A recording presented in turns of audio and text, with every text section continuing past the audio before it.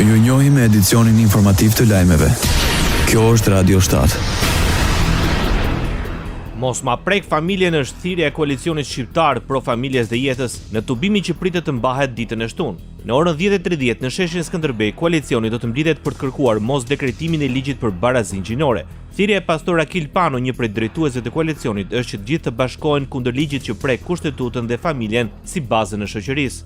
Ka ardhur koha për të mbledhur së bashku për të ruajtur këto çështje të cilat janë thelb në kulturën dhe traditën tonë, identiteti ynë, gjuha jonë, kultura jonë, tradita, fëmijët dhe familjet. Krahas asaj, koalicioni bën thirrje për të firmosur dhe peticionin që kërkon anullimin e këtij ligji. Formën që ka synon promovimin e një ideologjie të caktuar që cënon drejt për drejt sovranitetin e vendit, shkelërendin kushtetues, parimin e lirisë së ndërgjegjes, lirinë e shprehjes dhe identitetin biologjik dhe natyror të njerëzit. Shqipëria ka nevojë për ju, fëmijët tuaj ka nevojë për ju, familja juaj ka nevojë për ju, gjuha shqipe ka nevojë për ju, liria si perceptim, jo thjesht filozofik, por liria si perceptim i jetës aktive të përditshme ka nevojë për ju.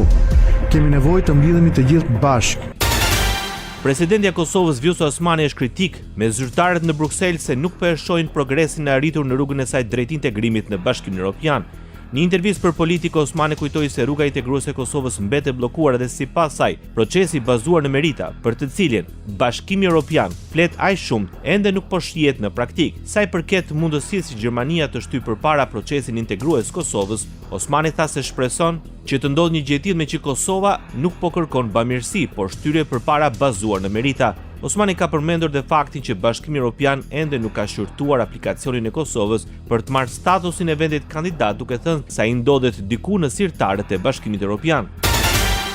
Kryetari i Nismës Social-Demokrate Fatmir Limaj tha se ai beson se një grup i bashkuar mund t'i bënte ballë Albin Kurti dhe ta mposhte në një të ardhme të afërt. Limaj tha se kandidatura serioze me një infrastrukturë serioze të dy kampeve të mëdha mund të futen në garë për vendin e parë. Unë besoj që kandidatura serioze me një infrastrukturë serioze të dy kampeve të mëdha seriozisht mund të futen në garë për vendin e parë dhe unë besoj jo opozitarizmin e fortë, por seriozisht jam i bindur që ai kandidat do të jetë kryeministri i Kosovës. Unë mendoj se duhet të bëhemi 2-3 pole, minimumi 3 grupime të fuqishme që maksimalizon votën opozitare, apelon Fatmir Limaj.